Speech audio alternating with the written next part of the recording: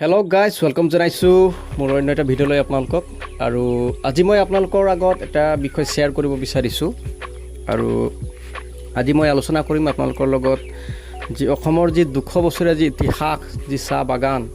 সেই চাহ বাগানৰ আৰম্ভণি কেনেকৈ অসমত হ'ল এইটো বিষয়ে মই আজি আপোনালোকক অলপ তথ্য কেইটামান আপোনালোকক দিব বিচাৰিম গতিকে আপোনালোকে ভিডিঅ'টো চাই থাকিব আৰু যদি আজি প্ৰথমবাৰ আপোনালোকে মোৰ চেনেলটোত আহিছে তেতিয়াহ'লে চেনেলটো সাবস্ক্ৰাইব কৰিব যাতে মই এটা আপোনালোকৰ সাবস্ক্ৰাইবৰ যোগেদি এটা প্ৰেৰণা পাম আপোনালোকৰ কাৰণে এনেকুৱা ভিডিঅ'বিলাক লৈ আহিবৰ কাৰণে আমি সকলোৱে জানো এটা বিষয় যে গোটেই পৃথিৱীত চাহ প্ৰথমতে চীনত আৱিষ্কাৰ হৈছিলে আৰু চীনে প্ৰথমতে চাহ বিচাৰি উলিয়াইছিলে আৰু চীনে যেতিয়া চাহ বিচাৰি উলিয়াইছিলে তেওঁলোকে তো চীনৰ লোকসকলে এই চাহৰ বিষয়ে অন্য দেশবিলাকত তেওঁলোকে বিষয়টো জানিব দিয়া নাছিলে কাৰণ তেওঁলোকৰ এইটো ভয় আছিলে যদি অন্য দেশবিলাকে চাহৰ বিষয়ে যদি জানিব তেওঁলোকে ব্যৱসায়িক ক্ষেত্ৰত তেওঁলোকে বহুত আগবাঢ়ি যাব বুলি এইটো চীনৰ এটা ভয় আছিলে আৰু তেওঁলোকে এটা মনোপলি কৰিছিলে যেহেতু তেওঁলোকে এতিয়াও সেইটো মনোপলি আৰু সেইটো চিন্তাধাৰণাৰেই তেওঁলোকে দেশ হয় তেওঁলোকে এতিয়াও এনেকুৱা কাৰ্যবিলাক কৰে তো গতিকে যি কি নহওক তো অসমত কেনেকুৱা চাহ আহিলে এইটো বিষয়ে আমি খন্তেক আলোচনা কৰিম এতিয়া আমি চাওঁ 1823 চনত ব্ৰিটিছসকলে এটা বিষয় তেওঁলোকে গম পালে যে চীনে এটা চাহ তেওঁলোকে আৱিষ্কাৰ কৰিছে আৰু তেওঁলোকে চিন্তা ধাৰণা কৰিলে ব্ৰিটিছ ইষ্ট ইণ্ডিয়া কোম্পানীয়ে যে অসমত আমি চাহ উৎপাদন কৰিব পাৰিম নেকি অসমত চাহ আছে নেকি এই বিষয়ে তেওঁলোকে এটা সন্ধান চলালে অসমত আৰু 1823 খ্ৰীষ্টাব্দত ব্ৰিটিছ ইষ্ট ইণ্ডিয়া কোম্পানীৰ এজন সাহসী কৰ্মকৰ্তা আছিল তেওঁ ব্যৱসায় আৰু ভ্ৰমণ কৰি তেওঁ বহুত ভাল পাইছিল সেইজন ব্যক্তিৰ নাম আছিল ৰবাৰ্ট ব্ৰুচ তেওঁ 1823 চনত অসমলৈ চাহ বিচাৰি আৰু চাহৰ সন্ধান বিচাৰি আৰু অসমৰ যি সেউজীয়া পৰিৱেশ আছিলে তাৰ প্ৰতি তেওঁ আনন্দ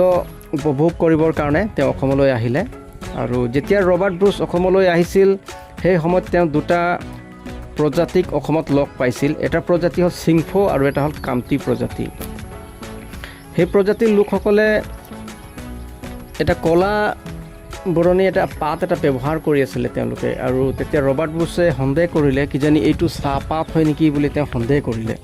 আৰু এই কামতি আৰু চিংফো জনজাতীয় যিটো কলা বৰণৰ যিটো পাত বা দ্ৰব্য তেওঁলোকে যি ব্যৱহাৰ কৰি আছে এইটো সঠিককৈ তেওঁ গম পোৱা নাছিলে যে চাহ হয় নে নহয় কিন্তু তেওঁলোকৰ পৰা এইটো পৰীক্ষা কৰিবৰ কাৰণে বা নিশ্চিত কৰিবৰ কাৰণে যে তেওঁলোকে যিটো ব্যৱহাৰ কৰি আছে এইটো যে চাহ হয় তো তেওঁলোকৰ পৰা এইটো আনিবৰ কাৰণে এটা তেওঁলোকে সুবিধা পোৱা নাছিলে আৰু সেইটো সময়ত ৰবাৰ্ট ব্ৰুচে এটা বিষয় গম পালে যে অসমত এনেকুৱা এজন ব্যক্তি আছে যাৰ যোগেদি এই চিংফো আৰু কামতি প্ৰজাতি ব্যৱহাৰ কৰা পদাৰ্থটো আমি আনিব পাৰিম আৰু সেইজন ব্যক্তিৰ নাম হৈছে মণিৰাম দত্ত বৰুৱা আৰু মণিৰাম দত্ত বৰুৱা যিজন পাছত গৈ মণিৰাম দেৱান হ'লগৈ আৰু মণিৰাম দেৱানৰ অসমৰ চাহৰ ওপৰত বিশেষ এটা অৱদান আছে বুলি আমি বুৰঞ্জীৰ পৰা আমি পাওঁ আৰু ৰবাৰ্ট ব্ৰুচে মণিৰাম দেৱানক সাক্ষাৎ কৰিলে আৰু এই সম্পূৰ্ণ বিষয়টো অৱগত কৰালে তেওঁক আৰু মণিৰাম দেৱানে সহায় কৰিলে ব্ৰিটিছ ইষ্ট ইণ্ডিয়া কোম্পানীৰ কৰ্মকৰ্তাজনক আৰু পিছত যেতিয়া ৰবাৰ্ট ব্ৰুচ নামৰ যিজন ব্যক্তি প্ৰথমতে অসমত আহিছিলে বিশেষ কাৰণবশত তেওঁ হঠাৎ আকৌ তেওঁ ঘূৰি যাব লগা হ'ল আৰু তেওঁৰ সলনি তেওঁৰ ভাই অসমলৈ আহিলে আৰু তেওঁৰ নাম হৈছে চাৰ্লছ আলেকজেণ্ডাৰ ব্ৰুচ আৰু এই চাৰ্লছ আলেকজেণ্ডাৰ ব্ৰুচ অসমলৈ আহিলে আৰু যি চাহৰ দৰে দেখিবলৈ যি দ্ৰব্য চিংফো আৰু কামতিসকলে ব্যৱহাৰ কৰি আছিলে সেই চেম্পলটো সেই মণিৰাম দেৱানৰ যোগেদি কালেক্ট কৰিলে তেওঁ আৰু কালেক্ট কৰি তেওঁ কলিকতালৈ পৰীক্ষা কৰিবৰ কাৰণে তেওঁ পঠাই দিলে কাৰণ তেওঁক সঠিককৈ কনফাৰ্ম হোৱা নাছিলে যে এইটো চাহ হয় কি নহয় আৰু যেতিয়া কলিকতালৈ পঠাই দিলে কলিকতাত যি উদ্ভিদ বিজ্ঞান যি বীজ হওক বা উদ্ভিদ যি বটানিকেল যি জ্ঞান থকা ব্যক্তি এজন আছিলে তাতে আৰু তেওঁৰ নাম নাথানিয়েল ৱালেক হয় আৰু নাথানিয়েল ৱালেক নামৰ ব্যক্তিজনে যি আলেকজেণ্ডাৰ ব্ৰুচে আৰু মণিৰাম দেৱানে যি চেম্পল পঠাইছিলে সেই চেম্পলটো তাতে তেওঁ যি তেওঁৰ সুবিধা আছিলে যেনেদৰে তেওঁ টেষ্টিং কৰিলে আৰু পৰীক্ষা নিৰীক্ষণ কৰিলে কাৰণ তেওঁ এজন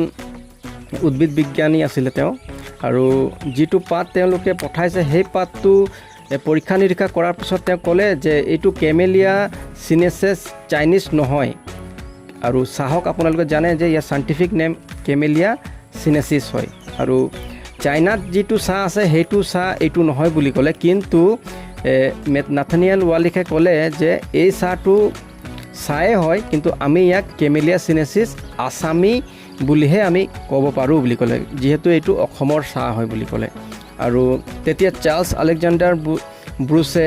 ব্ৰিটিছ ইষ্ট ইণ্ডিয়া কোম্পানীক এই সম্পূৰ্ণ বিষয়টো জনালে যে তেওঁলোকে কেনেদৰে চিংফৌ আৰু কামতি জনজাতিৰ পৰা তেওঁলোকে চাহ চেম্পল কালেক্ট কৰিলে মণিৰাম দেৱানৰ সহায়ত, আৰু তেওঁলোকে টেষ্টিং কৰালে কলিকতাত, আৰু এই সম্পূৰ্ণ বিষয়টো জনালে আৰু তেওঁলোকে কনফাৰ্ম হ'ল যে এইটো চাহ হয়। তেতিয়া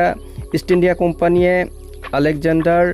ব্ৰুছ আৰু নাথানিয়েল ৱালিখ আৰু মণিৰাম দেৱান সকলোকে আদি কৰি এটা কমিটি তেওঁলোকে বনাই দিলে যে আমি পৰৱৰ্তী সময়ত চাহৰ বিকাশৰ কাৰণে, চাহৰ উৎপাদনৰ কাৰণে কেনেকুৱা পৰিকল্পনাবিলাক অসমত কৰিব পাৰিম। আৰু তেওঁলোকে অসমৰ বিভিন্ন প্ৰান্তত তেওঁলোকে ভিজিট কৰিলে যে কোনবিলাক ঠাইত চাহ উৎপাদন কৰিবলৈ উপযুক্ত মাটি আছে, এই সকলোবিলাক বিষয় তেওঁলোকে চালি জাৰি চালে। আৰু তেওঁলোকে 1833 চনত লখিমপুৰ জিলাৰ ব্ৰহ্মপুত্ৰ পাৰত কোনোবা এটা ঠাইত তেওঁলোকে সৰুকৈ এটা নাৰ্চাৰী তেওঁলোকে ষ্টাৰ্ট কৰিছিলে, চাহৰ তেওঁলোকে ষ্টাৰ্ট কৰিছিলে। আৰু ষ্টাৰ্ট কৰাৰ পিছত আমি সকলোৱে জানো যে আমি অসমৰ চাহটো কেনেকুৱা আহিলে আৰু প্ৰথমতে ক'ত প্লান্টিং কৰা হৈছিলে। আপোনালোকে সকলোৱে জানে যে 1837 চনত অসমৰ চাবুৱা নামৰ যিটো ঠাই আছে ডিব্ৰুগড় জিলাৰ, সেই চাবুৱা নামৰ ঠাইডোখৰত প্ৰথম প্লান্টিংটো আৰম্ভ হৈছিলে। আৰু সেই অসমৰ চাবুৱা নামৰ ঠাইডোখৰত প্লান্টিং কৰাৰ পিছতে এইটো ব্যৱসায় হিচাপে গোটেই অসমত বিয়পি পৰিলে। আৰু আজি আমি যি চাহ ব্যৱহাৰ কৰি আছোঁ আৰু যি চাহৰ আজি আমি গোটেই অসমে আজি খেতি কৰি আছোঁ আৰু ডাঙৰ ডাঙৰ আজি কোম্পানীবিলাক গঢ় লৈ উঠিছে যি চাহ, সেই চাহ এইদৰেই আমাৰ অসমত আৱিষ্কাৰ কৰা হ'ল। আৰু আজি এই চাহৰ 200 বছৰীয়া ইতিহাসত আজি এই চাহ গোটেই বিশ্বতে আজি আমাৰ অসমবাসীৰ কাৰণে গৌৰৱৰ বিষয় হয়। আৰু চাহৰ যোগেদি আজি আমি অসমবাসী চিনাক্ত হওঁ যে অসম চাহৰ কাৰণে বিখ্যাত, আৰু সমগ্ৰ বিশ্বতে আজি যেনেদৰে চাহ উৎপাদন হৈ আছে সেইদৰে অসমতো আজি আমি চাহ উৎপাদন কৰি আছোঁ। গতিকে আজি এই ভিডিঅ'টোৰ যোগেদি যদি আপোনালোকে কিবা এটা শিকিব পাৰিলে তেতিয়াহ'লে আপোনালোকে কমেণ্ট কৰিব, আৰু আপোনাৰ ওচৰত চাহৰ ইতিহাসৰ ওপৰত যদি কিবা তথ্য আছে তেতিয়াহ'লে আপোনালোকে জনাব বুলি মই এই ভিডিঅ'টোৰ যোগেদি অনুৰোধ কৰিছোঁ। ধন্যবাদ।